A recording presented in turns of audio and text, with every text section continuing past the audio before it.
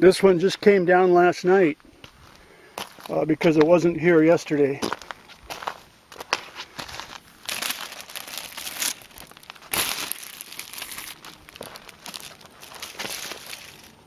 There you go. They're all over the place. See, when the sun heats it up, it may lift it up and let it float a little bit more. If not, I'll get it on the way back, you know, to kind of clean up the desert. Some people, these balloons, it really sets them off, you know. To me, I just don't, look at there it goes. To me, I just don't think it's that big of a deal. But they're all over out in the desert, and it just really pisses some people off. Other people don't give a shit, and then some people do. Okay, here's today's tour. There's the main wash I came down on. The good petrified wood is right there behind that one ridge. It looks small from here, but that ridge is massive and long. Okay, now in the back, see in the background back there? That's the ridge where I searched around for like 3 hours. Okay, for reference, there's the spring. There's the spring area. Okay, now this is the ridge. The ridge that I'm working along now is an extension of that ridge with the petrified wood. So that's what I'm on now. Now, right there is petrified wood stone. In other words, it's overly done. It's far beyond petrified wood, and it's back into being sand and stone. You could see patterns of wood in it. There's no doubt about it. But like you pick up the pieces and look at them, and they're just grit. They're back into being stone. So petrified wood can be partially petrified, you know, where it's nice opalized, or it can be overdone. That right there, I took pictures. That right there is a classic example. All of it, that whole thing, all that dark stuff is all wood. But it's gone back to stone. It's gone back to sand. By the way, there's a tin can. An old tin can. So somebody was up here sitting on top eating. There's a classic bone, human arm bone. And here's the ridge I'm working along. And then Signature Rock is way off over there. Not even visible in this video, likely. Also, there was about 10 cars parked. And so they're going to Signature Rock. But they came in from the other way. Now it's possible they may come all the way through, and I may meet them, but I doubt it, because there was no drop-off car. There was no drop-off car where I parked. Where I parked and come in, no cars were there. So for that reason, like right now in this video, those people are probably already there. Okay, that's it for this speech. Let me see what else. I'm going to work along here. See, in these sandstone, gravel stone, shinnerum type conglomerate ridges, there is a lot of neat stuff in them. Out there, there's nothing. You know, it's just weeds. But on all these ridges, there's all kinds of neat stuff. Okay, I'm in that area of all the greenery that I suspected there has to be a spring or something in there. Sure enough, there's a hidden river.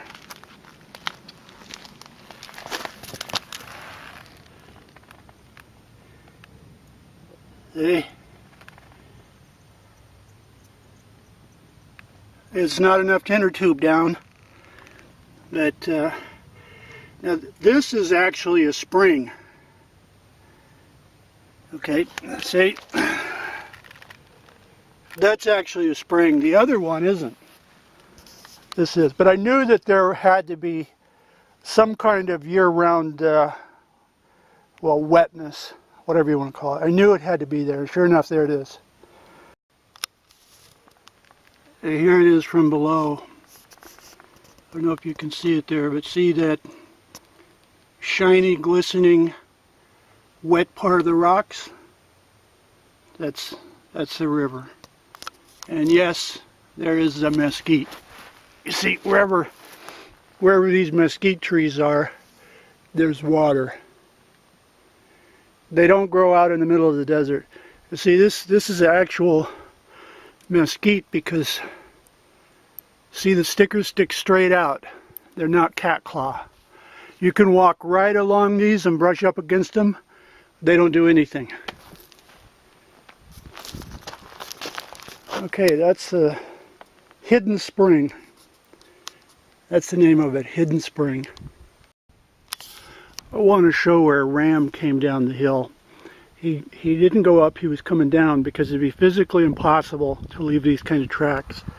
But you see they're up there, and he came right along there at an angle, and then there, and then over here.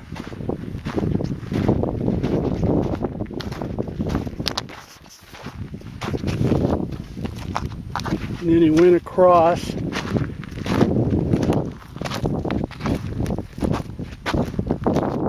Okay, now, see that's hard packed dry gravel. Okay, now what was he doing that the feet impact and make little holes like that? I don't know, what, running? And he comes across. Hey, look at the horn. There's a ram horn. So he comes across, comes over here, and then see the tracks. They go up there. And so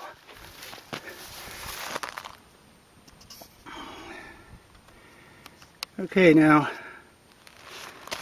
these, that looks like it could be going the other way. Let's see.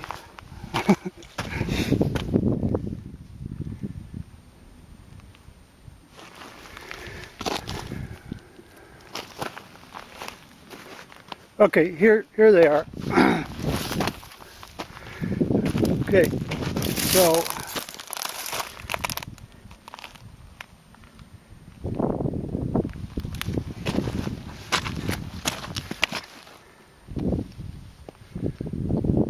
I give up. Maybe he was going this way. This is kind of interesting because this thing here is, see how it's totally disconnected, but it's being held by that rock. See? I don't know if that's a thrill or not, but see, it's conglomerate. It's not just mush. No, it's stone.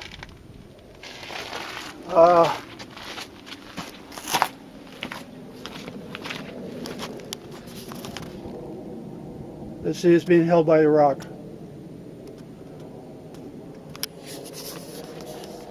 There you go. I don't know if that was a thrill or a waste of time. Okay, now I think this is interesting.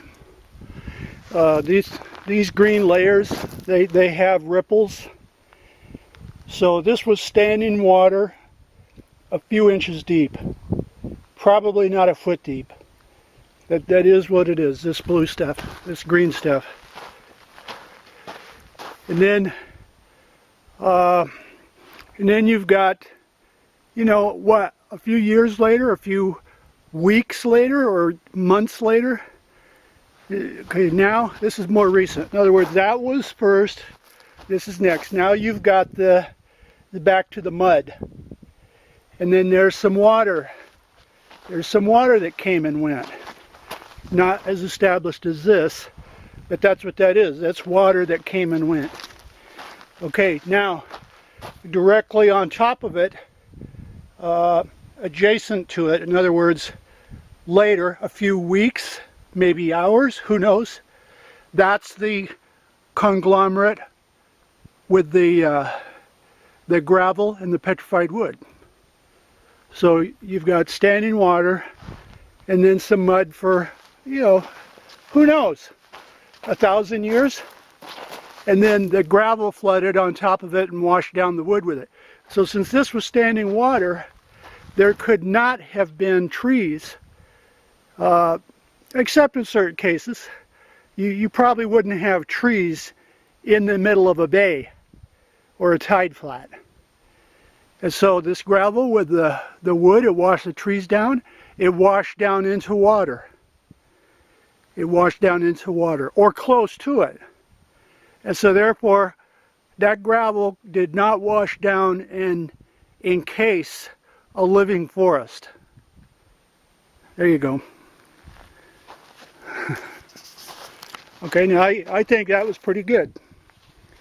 You know, but these green layers, when you see them in the pictures, all these green and blue layers, that is standing water, like lake bottom, tidal flat, whatever you want to call it. Another thing about this is standing water with the ripple marks and stuff, and then mud, and then it dried out, or else the gravel flowed into the water.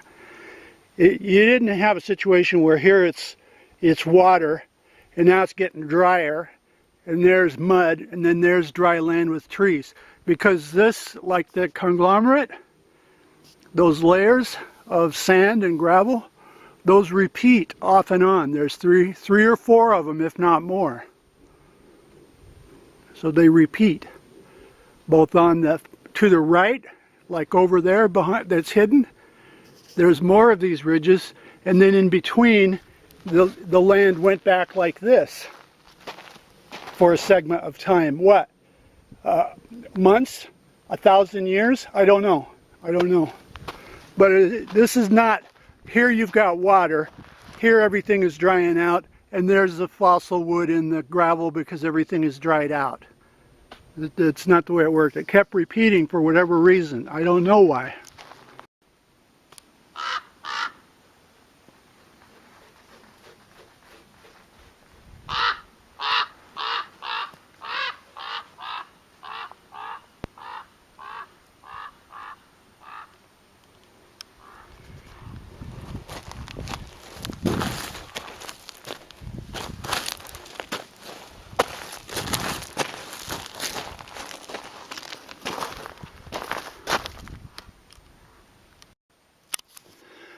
Okay, I want to show what causes the sinkholes, like I think it's called the devil's throat. But this is gypsum. It does wash away, and so you see underneath there how it washes away. And then when you walk on it, it's like a crust of snow, and you sink down in. Sometimes I drop down to my knees because. Now, suppose there was a crust over the top of this. Suppose there was some sandstone a foot thick over the top of this, and that this was underground. Well, this would wash away, just like it's doing here. See, it's on the surface. But this gypsum washes away, and then you walk across the top, and you can fall down in. You could fall down in 100 feet. You know, the devil's, whatever it's called, that's like a 15-story building.